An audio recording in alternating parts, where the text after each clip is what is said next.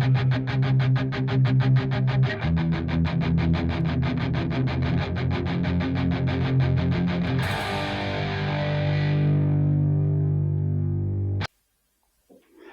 I'm here with Brother Kyle McDaniel from East Frankfort Baptist Church, and we have questions today on the just war theory. This is a term I've heard recently, and I know that in the Old Testament, it's full of battles. Mm-hmm. And through those battles, oftentimes, the Israelites are told to kill everyone in that nation. Yeah. What was the purpose for this? Yeah, one of the arguments that comes up all the time against Christianity is the violence of the Old Testament. So much so that there was a heresy in early Christianity he was a Gnostic, a guy by the name of Marcion. And what he did was he suggested, influenced by Greek philosophy, there were two gods. There was a bad God and a good God. The bad God is the God of the Old Testament. The good God is Jesus of the New Testament. He had no toleration for the violence and whatnot in the Old Testament. But when the new atheism was really prominent in America, one of the arguments they made was that the New Testament has violence in it. I mean, the text says in Revelation, Jesus comes down, and the blood is so massive that it comes up on his horse. And so you can't escape the violence of the Bible. But most people want to particularly look at the supposed claims that God ordered Israel to commit genocide, particularly of, say, the Canaanites, the Amalekites, and others. Yes. And couple things that we need to state about that. One is the Bible is brutally honest with us. We wish the Bible was clean and perfect, in the sense that it presents the world as it's not. But instead, the Bible reflects human history and human nature. So we shouldn't be surprised to read a book that details events of the ancient Near Eastern world and find violence everywhere, because that's the world you lived in. Every nation was at war, constantly at war. They were either in war, just finished war, or about to start a war. It was against the next tribe over from you or the next nation. Either you invade or they invade, but there will be an invasion. You live behind city walls in order to stay safe because you are constantly in danger. There were threats of coups where this king is overthrown by this guy who wants to be king, and the minute he's king, the next guy is going to threaten to kill him. It was a violent and brutal world. And the Bible reflects that. It is honest with us. This is life east of Eden.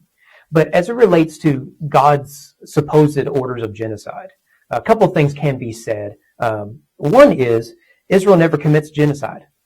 And one of the things that's interesting is the text will say, wipe everybody out, and whatever you do, don't marry them. Now, I'm no expert, but I don't think you can marry people that you've wiped out. You know, that the command not to marry someone implies they're still alive. And that there will be generations of them, so that your sons and daughters shouldn't be marrying them. And so the Bible will use, as does the ancient world, hyperbole. So the earliest reference to Israel in Egypt, in it, the Pharaoh claims, well, I've wiped out the Israelites. Yeah. Well, we know he didn't. And they knew he didn't. Anytime we see the reports of a battle, the king brags by exaggerating. And it's just propaganda. And so you do have this sort of heightened language throughout the Bible. So to be clear, Israel never did commit genocide. But also it should be worth noting that God spared those whom Israel was to engage war with. The most prominent example is Rahab. In fact, it's a prominent story leading into Jericho. Here is a city full of wickedness and violence that had been going on for hundreds of years. The sort of violence that we cannot fathom or imagine in a somewhat Christianized West. And so judgment will need to come down on such places. The justice of God requires it. Yet even despite that, God graciously saves of all people a harlot and her family. And it comes through a scarlet thread. And Christians have long connected that to the cross. And that Rahab, a Canaanite harlot, is in the line of Jesus. So even in the midst of this brutality and ugliness and chaos is grace. Grace can shine. And so God did spare Canaanites. We know that. And And the final thing is to say is that, particularly in the Canaanite wars in the book of Joshua, we do need to note that what the writer is doing is he's retelling the story of Noah. So Noah, of course, he builds the ark, and God cleanses the earth by wiping out wickedness, which is something that I think we take for granted in this conversation. Genuine wickedness, justice demands it be addressed.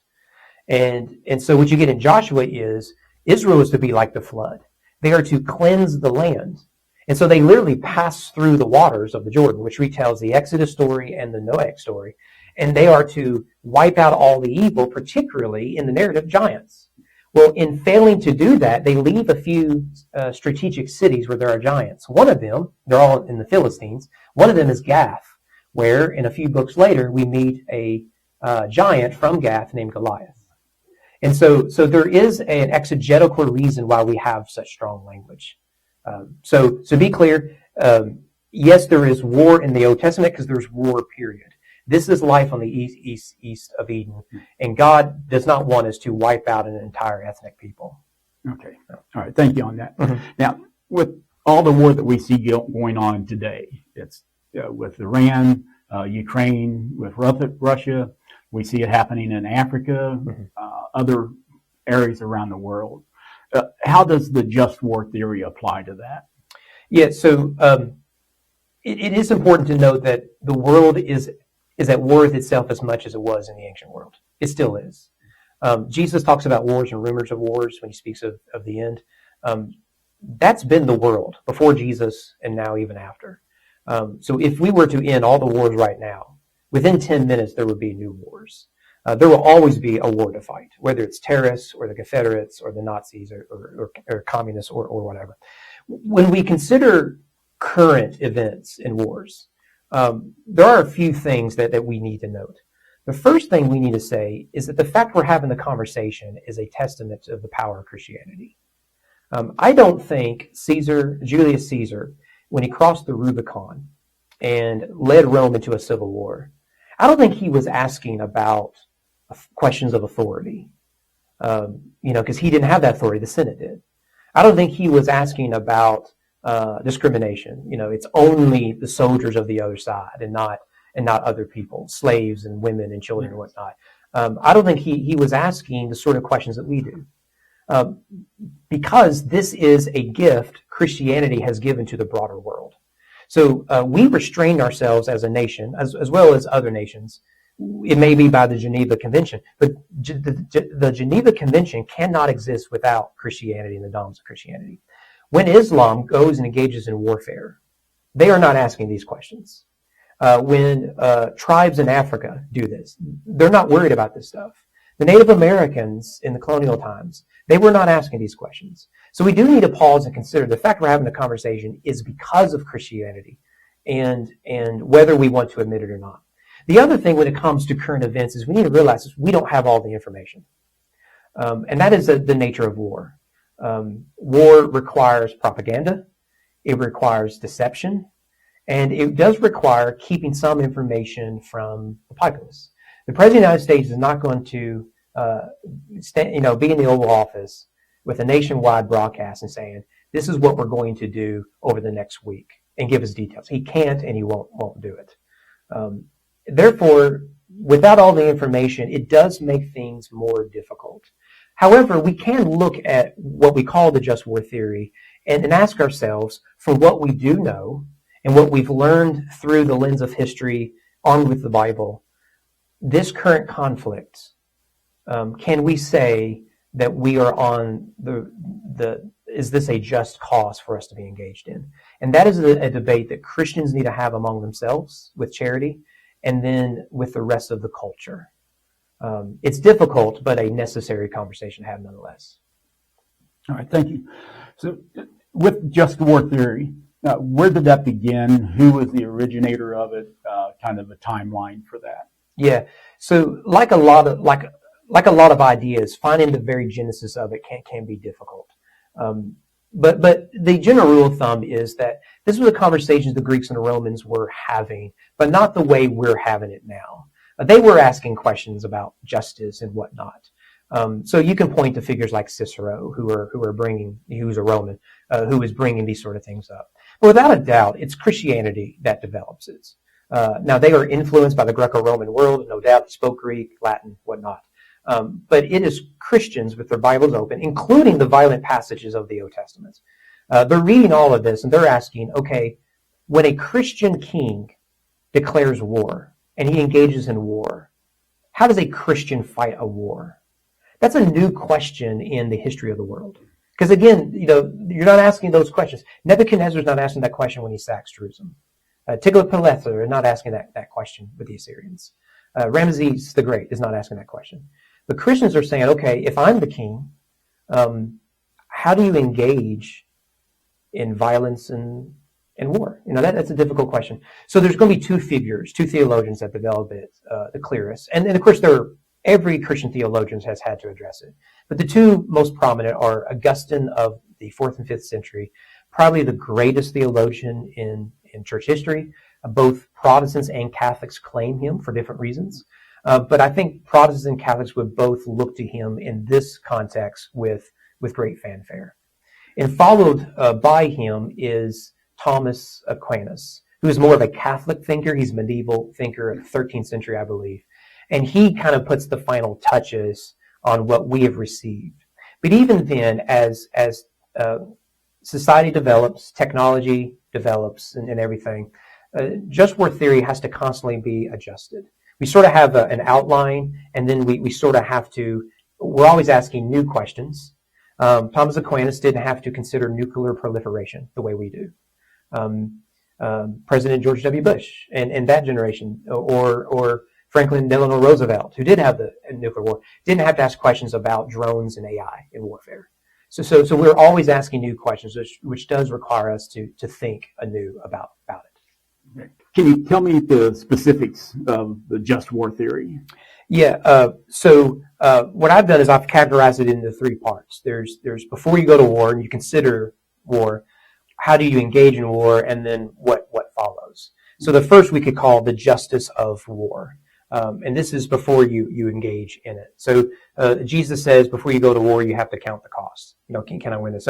So what is the Christian tradition? First of all, there has to be a just cause. Typically, this includes self-defense against aggression, defense for others. To stop the genocide of a weaker nation or a tribe or something like that, or a severe injustice. What we would not support is expansionist wars where you're killing to take land or resources or something like that. So a just cause is important. Another one is legitimate and competent authority. And so in America, it would be the president and the Congress. So the president is the chief, commander in chief. The Congress declares war.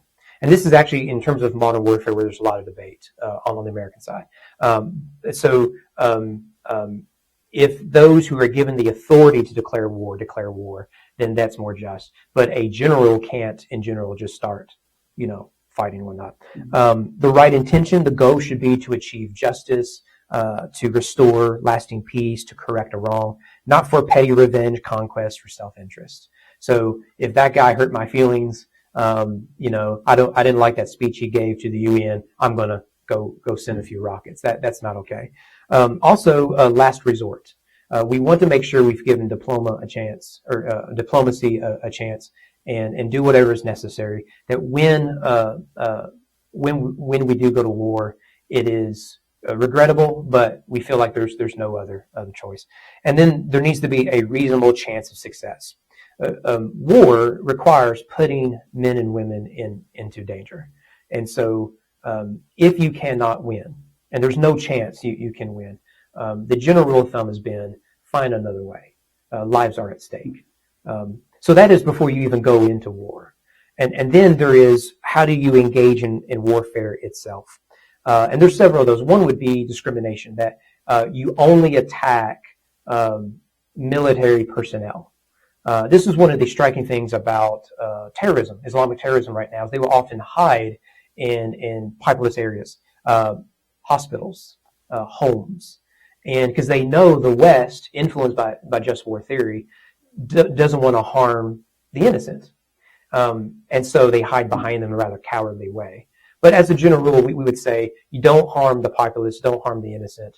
Those who are fighting, you would engage with them. Proportionality, the force used in any specific action must be proportionate to military objective. And so you just don't want to destroy a city and say, well, you had it coming. You want to be victorious, but there's a limit to how much damage to cause. And there needs to be a clear military advantage in the actions taken. But then finally, so you win the war or whatnot. How should we carry ourselves afterwards? And this would include fair treatment of the defeated. So no excessive punishment or exploitation. So the Romans, if you were the king defeated, they would heap shame upon you. Throughout the world, you would publicly shame, exploit, use them for propaganda. And we would say that's just not appropriate. That's not justice. That's vengeance. That's nothing that is of God. And we actually believe that we should do what we can to restore peace. And that may be rebuilding the cities that were destroyed. One of the great legacies of America is the work we've done, particularly in Europe and in Japan. We can debate the nuclear bomb and all that sort of stuff, but it was America who went into enemy territory when the war was over with. We said, okay, hostilities are over with. Help us, or allow us to help you rebuild. That is unique in human history. If Julius Caesar spared any lives, it was probably to enslave them so that they can build their own city. But rather what we did was we spent our money, our treasure, to say, let us help you rebuild. That is particularly influenced by Christianity. And we want to make sure lasting peace and justice reigns. So if you have something like Nazism or something like that, you want to make sure Nazism is done and that it doesn't come back.